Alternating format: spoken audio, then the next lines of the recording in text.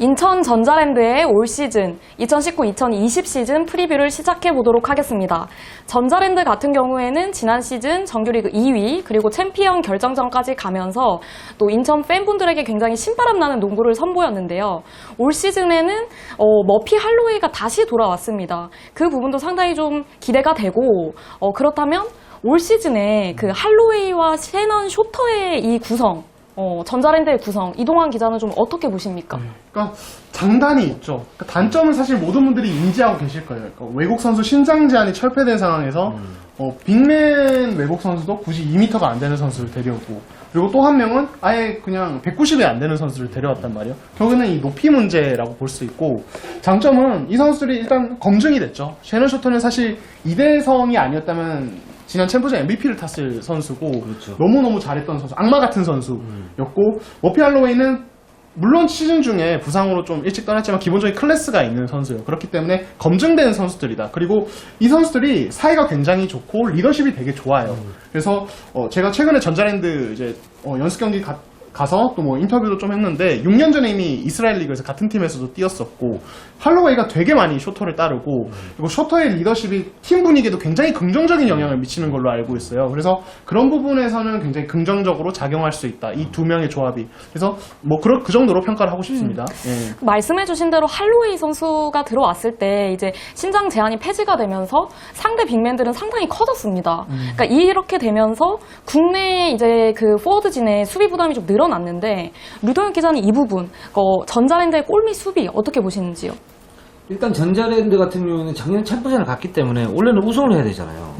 근데 그런 그 우승이라는 측면에서 보면 이 두 선수의 조합은 좀 아쉬워요, 저는 개인적으로. 그러니까 예를 들어 셰넌 쇼터를 쓰려면 좀 더 강력한 뭐 수비력이 아주 뛰어나거나 아니면 그 공격력이 아주 뛰어나 골밑 지배력이 굉장히 좋은 센터를 하나 데리고 와서 여러 가지 옵션을 사용을 하거나, 아니면 머피 할로웨이를 데리고 왔으면 거기에 비슷한 어떤 다재다능한 선수를 갖다가 데리고 와서 그 어떤 조화를 맞추거나, 전 이래야 된다고 보는데, 머피 할로웨이 선수와 셰넌 쇼터, 그러니까 머피 할로웨이 선수는 2m 이하의 어떤 그 신장을 가진 선수들 쪽에서는 굉장한 강점을 가지고 있는 선수고, 근데 지금 2m 이상의 어떤 높이가 좀 더 커버리면 이 선수가 지금 그 위력이 좀 반감될 수 있는 그런 위험성은 충분히 있다라는 생각이 들고, 쇼터 같은 경우에 좋은 카드죠, 당연히. 좋은 카드인데, 근데 쇼터가 들어가게 되면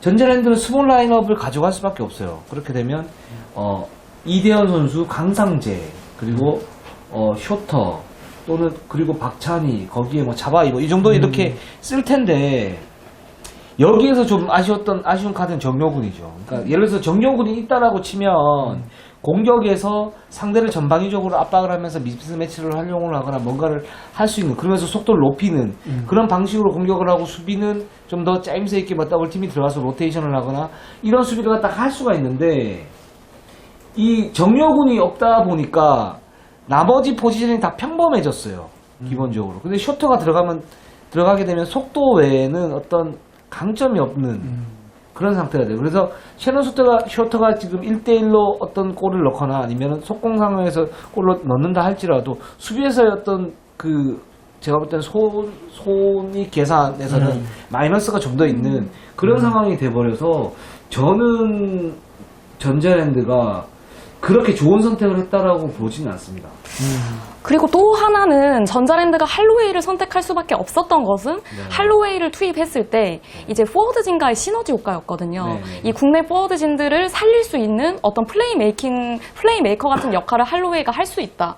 근데 당시 지난 시즌에는 포워드진의 물량 공세를 할 수 있었습니다. 근데 올 시즌에는 김상규, 정효근 선수가 빠지게 되면서 이 포워드진의 좀 선수 중심이 얇아진 것도 과연 이 할로웨이와의 이 어떤 지난 시즌 만큼의 시너지 효과가 날 것이냐, 이런 또 의문점이 좀 생기거든요. 그렇죠. 사실 뭐 차바위 정도를 제외하면은 지금 포워드진이, 그러니까 뭐 강상재는 뭐 스트레치 빅으로서 뭐 하던 역할을 그대로 해줄 것이고, 차바위, 강상재 정도 제외하면 이 포워드진에서 말씀하신 대로 뭔가 대단한 활약을 기대할 수 있는 선수가 당장은 없어요. 그러니까 뭐 전현우 같은 선수는 아직은 조금 더 시간이 필요한 선수라고 봐야겠고, 이대원이 잘해줘야 되는데, 공격이든 수비든. 근데 이 선수가 지금 발바닥 부상으로 지금 1라운드 못 나올 수도 있습니다. 그러니까 지금 부상 문제가 문제가 있어서 지금 전자랜드는 포워드진의 어떤 공격력 그리고 수비까지 지금 사실은 좀 걱정이 될 수밖에 없어요. 맞아요. 가뜩이나 외국 선수 신장이 작은 상황에서. 맞아요. 그래서 이 문제는 전자랜드가 시즌 내내 좀 딜레마일 거예요.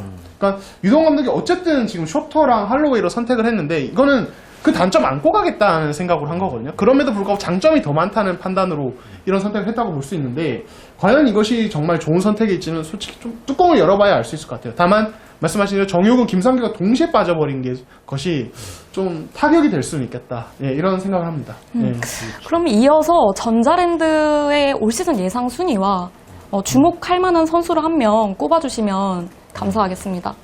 지금 전자랜드는 제가 볼 때는 지금 이런 구조면 작년 같은 경우에는 기본적으로 포워드진이 좀 넘치는 부분이 있어 가드도 좋았고 2m 이하의 어떤 그런 부분 때문에 어떤 토종 빅맨이 없어도 메울 수 있는 강상재라든가 뭐 정효근이 메울 수 있는 그런 여지가 있었기 때문에 용병만 외국인 선수만 잘 뽑으면 이 팀은 대권에 갈 수 있다라고 봤었고 그렇게 사실은 됐었었고 근데 지금 이 조합으로는 정효근 없고 김상규 없고 여기에 머피 할로웨이 선수도 그러니까 할로웨이 선수를 뽑는 게 뭐 팀 동료들과 어떤 시너지라 그러면 맥클린 타입의 선수를 뽑을 수도 있는 거잖아요. 예를 들어서 그러니까 맞습니다. 좀 더 나은 선택을 저는 할 수 있다고 보는데 그래서 지금 전자랜드 이런 그 구조라면 예전에 전자랜드가 그 젖잘싸 형태 그런 스타일이었을 때 약점이 두 가지였거든요. 첫 번째는 에이스가 없다.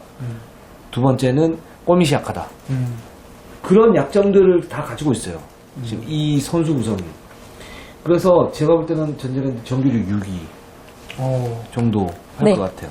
6위 정도 할 것 같고 주목할 만한 선수는요? 주목할 만한 선수는 여기서는 핵심적으로 이대현 선수죠. 이대현 선수가 잘 해야 되는데 지금 발박 부상으로 초반에는 좀 못 나올 것 같고 근데 이 스몰 라인업의 핵심은 어쨌든 버텨주는 토종 빅맨이 두 명 정도는 있어야 됩니다. 근데 강상재 선수 같은 경우에는 포스트 수비가 좀 약한 편이기 때문에 이대현 선수의 역할이 굉장히 중요하고 이대현 선수 개인적인 입장에서도 작년 포스트 시즌에서 플레이오프에서 좋은 역할을 했지만 올 시즌 풀타임을 뛰면서 이 기량을 갖다가 전체적으로 끌어올려야 되는 그런 부분이 있거든요. 그래서 저는 이대현 선수가 전자랜드의 어떤 전력의 핵심 키라고 생각이 듭니다.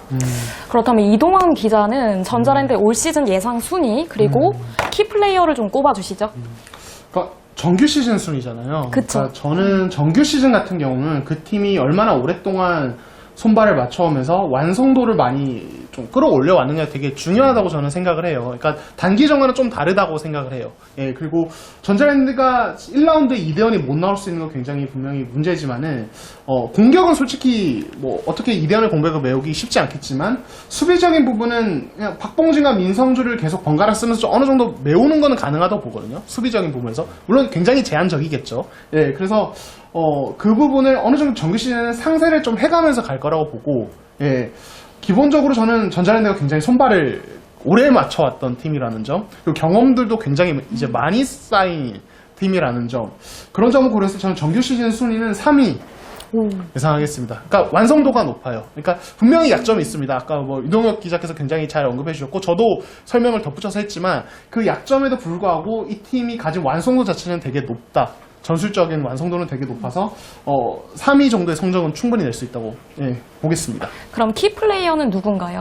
키플레이어는 저는 이 선수 이름 언급하면 조금 논란이 될 수 있는데 김지환이라고 봅니다. 저는 올 예. 시즌 공익근무를 마치고 돌아오죠? 그렇죠. 예, 그러니까 지금 정영삼은 사실은 이제는 전력적으로 엄청난 뭐 의미 있는 존재는 아니잖아요. 이제는 그냥 프랜차이즈 스타 정도로 봐야 되고. 그리고 라크론 리더. 그렇죠. 예, 그러니까 김지한이 이제 안 좋은 사건이 있은 이후에 오랜만에 코트로 돌아오는데 이 선수가 어느 정도로 가드진에서 기여를 해주냐에 따라서 전자랜드 전체적인 공격이 힘도 달라질 거라고 봐요. 사실 뭐 차바이는 늘 해주던 대로 해준다고 봤을 때 김지한이 어느 정도 변수가 되어주느냐 가드진에서 그렇게 되면은 전자랜드가 조금 더 좋은 공격력을 가져가는데 도움이 될 것이다. 사실 지난 시즌은 이 2번 포지션에서의 문제는 기디파츠가 다 메워주고도 남았단 말이에요. 근데 이제는 없어요 사실. 예, 그러니까 쇼터가 어느 정도 해주겠지만 말씀하신 대로 이 선수 단신이기 때문에 라인업 문제가 있어서 아주 오래 쓰긴 힘들고 결국에는 할로웨이가 코트에 있는 시간이 꽤 된다고 봤을 때 그때는 김지환이 이번 포지션에서 잘해줘야 된다. 그래서 저는 김지환을 꼽겠습니다.